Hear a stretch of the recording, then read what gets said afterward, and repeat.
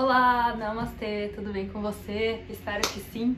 Hoje eu tô aqui porque eu quero conversar um pouco sobre qual que é o nosso papel como professor e praticante de yoga dentro da sociedade, que existem classes sociais.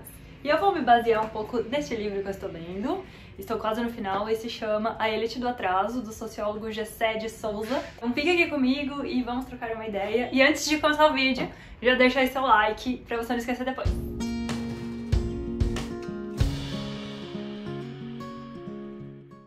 Bom, então, olha só, eu vou partir aqui de um princípio que eu acredito que você vai concordar comigo, de que grandíssima parte das pessoas que praticam yoga hoje em dia são pessoas classe média ou classe média alta na nossa sociedade, ou até aqui, ou em outros lugares do mundo também. Eu tô lendo um outro livro que chama Yoga Body, que ele conta sobre a história assim de como que o yoga postural medieval foi se tornar tão popular nos dias atuais. E essa história passa por um momento lógico que tem a ver com a colonização inglesa na Índia, né? Quando a Europa começa a se expandir e ir para outros lugares do mundo e conhecer outras culturas. E o yoga passa por várias releituras, várias transformações, assim, no modo de ver, de julgar, né? Principalmente o yoga postural que a gente pratica hoje, que inicialmente, assim, os ingleses viam como, assim, eram mais como bem negativo, assim, a visão que se tinha dos Hatha Yogis, né? Porque eles eram como se fossem pessoas que estavam indo contra o status quo, assim, né? Pra eles o yoga puro mesmo era tipo mais o yoga de Patanjali, das escrituras, do Bhakti. E muitas coisas foram acontecendo e culturalmente na Europa começou a se falar da importância de trabalhar o corpo. Vários que começaram a acontecer no começo do século XIX, no meio do século XIX e começo do século XX, de pessoas que começaram a falar sobre a importância de se ter um corpo saudável para se ter uma mente saudável. E movimentos nacionalistas na Europa que falavam que para se ter uma sociedade saudável, que falasse dos valores, né, dos homens, principalmente os homens, assim, começou-se a ter uma cultura do homem másculo, do homem forte, de se cultivar um corpo bonito, e daí, nesse mesmo momento, a intencionalidade de colocar também a mulher num lugar de elegância, de flexibilidade, um corpo bonito, magro. E o yoga veio entrando no meio dessa cultura que começou também com professores da Europa, com outros tipos de ginástica da época, que eram amplamente divulgados em revistas que falavam sobre isso. E aí foi colocando, o yoga foi entrando de um jeito nesses exercícios. Algumas formas de yoga, mais como um exercício que ajudava os homens, então alguns indianos mesmo, e começaram a usar o yoga como uma complementação ou um tipo de exercício para construir um corpo forte. E as mulheres nesse sentido de uma coisa mais mística, mais holística, mais feminina mesmo, né? Essa cultura, dessa importância de se ver o corpo como uma forma de disciplinar a mente, colocar aulas de educação física nas escolas, e mesmo aí essa cultura chegou na Índia também com essa mesma mentalidade da importância de construir uma sociedade forte, uma sociedade, né, tipo assim, o corpo vai dizer o quão você é moral, confiável e tudo, e forte para defender, né, a sua sociedade, a sua cultura. Enfim, e aí beleza, isso começou a ser ligado com uma ideia de moralidade, né? Essa ideia do corpo também. As pessoas das classes sociais que tinham tempo, né, e dinheiro para poder se dedicar a fazer esses exercícios, né? Claro que a classe trabalhadora em si, principalmente nessa época que ainda não tinham direito dos trabalhadores, né? Tipo, as empresas não tinham o mindfulness implantado para maior produtividade, né? Então, as pessoas que poderiam realmente fazer exercícios a mais eram uma classe privilegiada.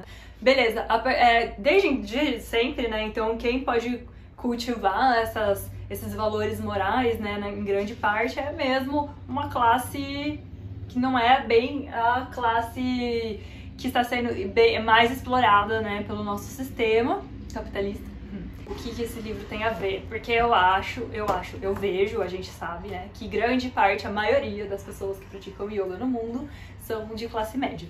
E aí, o que o Gessé fala aqui nesse livro? Ele fala muitas coisas interessantes do Brasil e tal, que eu não vou falar sobre isso agora, mas aí ele fala sobre a classe média brasileira, que é fracionada. Ele fala que existem como que 4 frações dentro da classe média. Ele fala que, assim, o que diferencia a classe média dos ricos, mais ricos, milionários, assim, bilionários, é como que um moralismo, que é como se a gente dissesse assim, eu não sou rico, não sou milionário, porque quem é rico de verdade só é rico porque rouba os outros. Tem outros milhões de tipos de moralismos.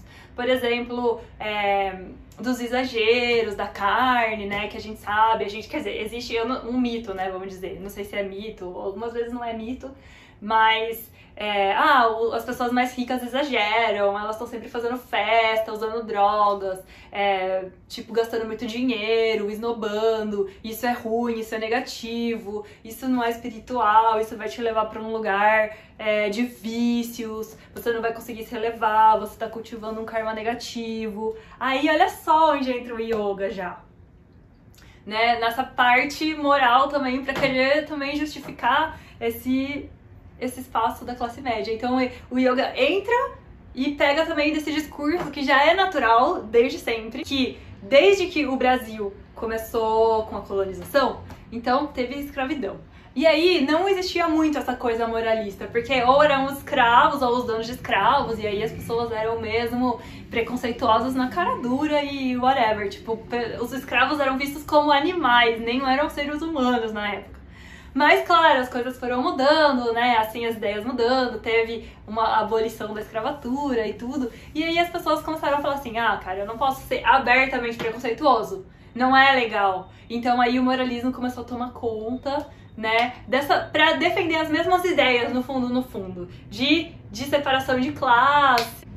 Os pobres são desprezados, enquanto os ricos são invejados pela classe média. Existe uma ambiguidade nesse sentimento em relação aos ricos que vincula admiração e ressentimento.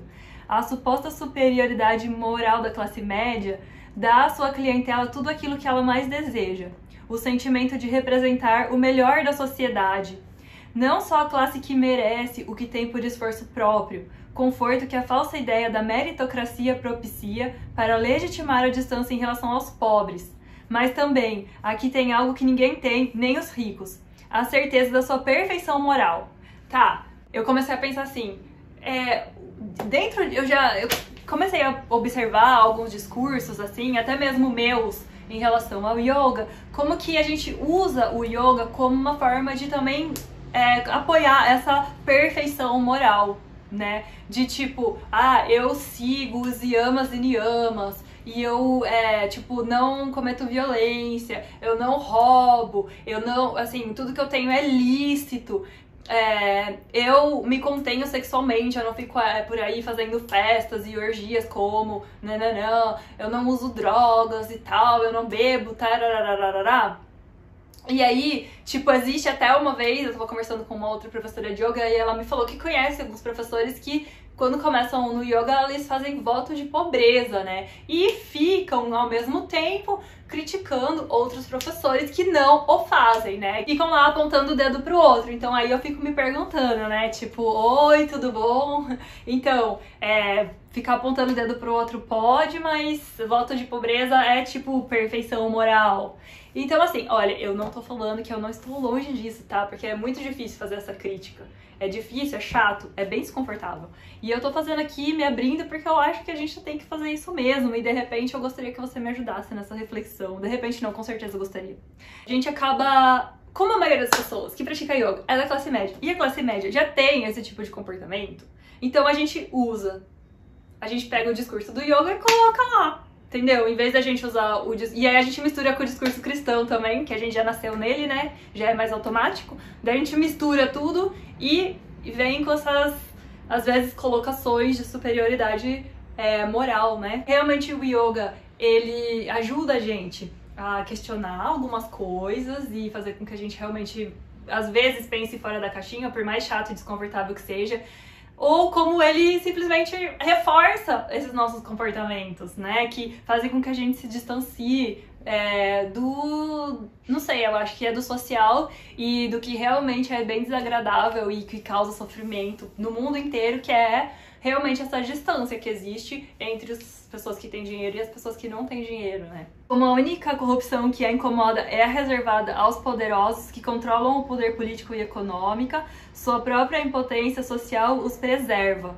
Então, ele fala assim que, na verdade, a classe média ela é manipulada por essa elite maior, né, que provavelmente não é você que está assistindo esse vídeo, que a classe média acaba, assim, entrando nesse meio de não poder ir contra, porque, igual ele fala, né, e ao mesmo tempo que despreza, também inveja, né, os ricos. E que esses ricos tomam essas decisões, a classe média como se fosse, tipo, o braço direito, e que vai explorar a classe trabalhadora, também usando essa moralidade da meritocracia, né? Como, eu cheguei aqui porque eu mereço, eu cheguei aqui porque eu trabalhei muito, porque eu dei duro. E como eu já falei em outros momentos, muitas vezes realmente você deu duro, você trabalhou muito, você estudou pra caramba. Só que assim, você estudou pra caramba porque os seus pais tinham condições de trabalhar e você tinha condições de só estudar. Você não precisou ir trabalhar e estudar ao mesmo tempo pra você poder dar duro estudando e, tipo, falar pros seus amigos que você não ia nessa ou naquela festa porque você precisava estudar pro vestibular.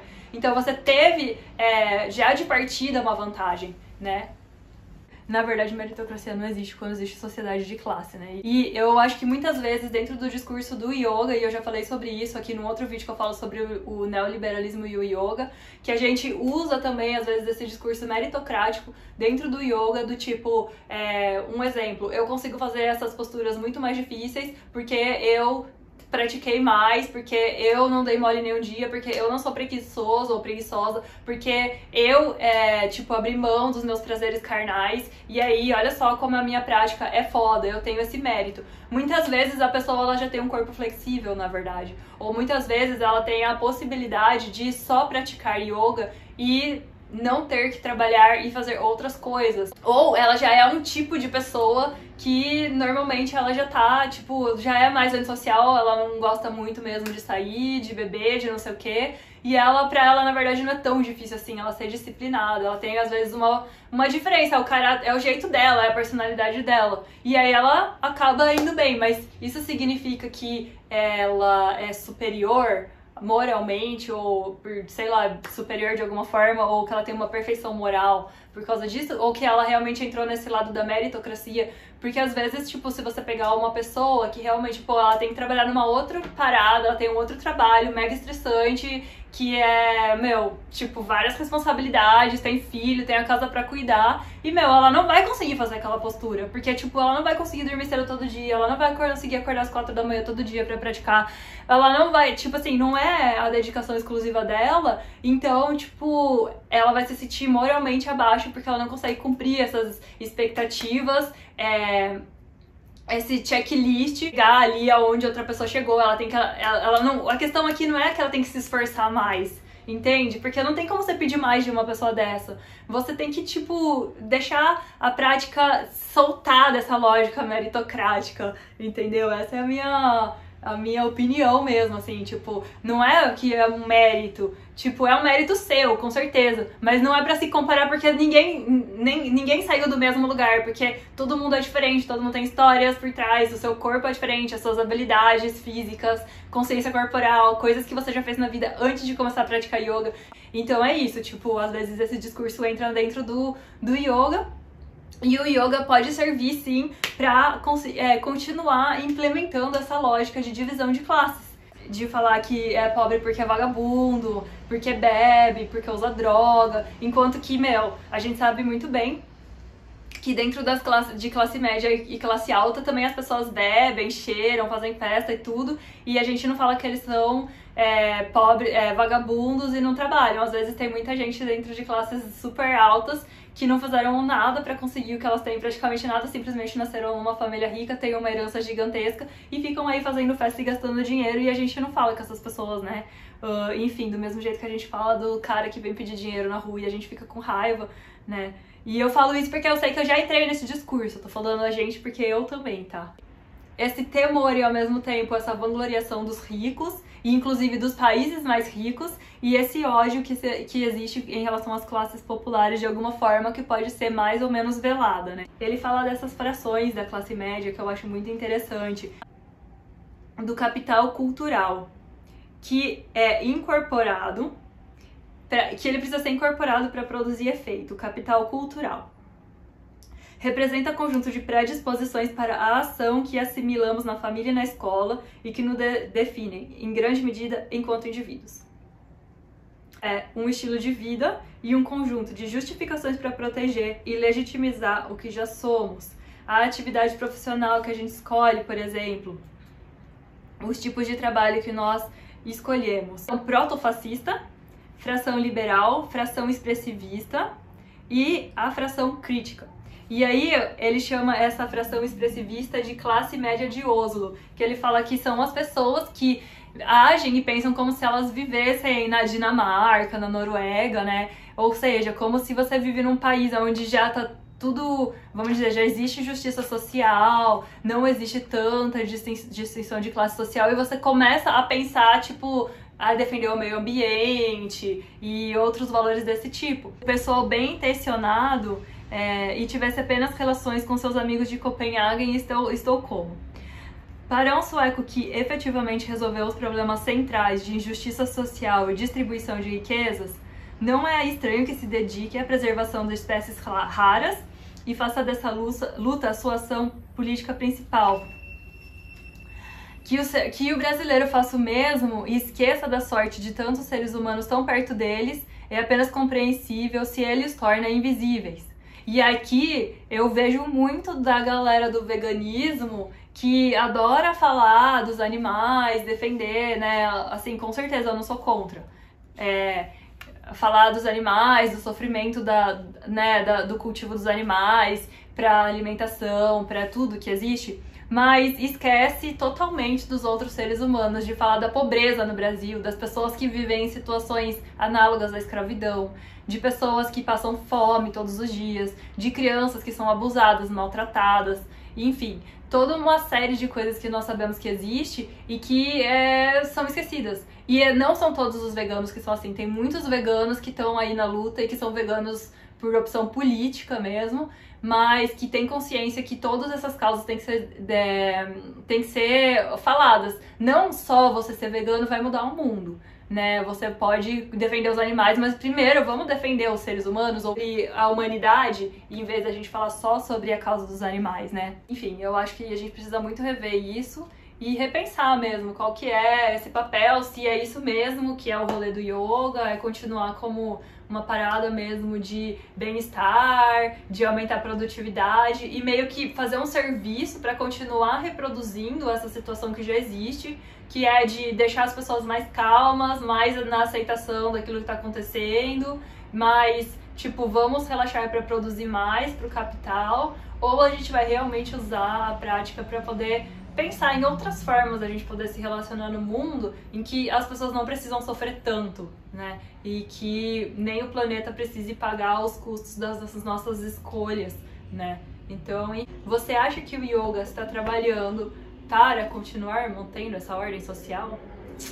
Então, me deixa aí nos comentários e seguimos falando. Namastê!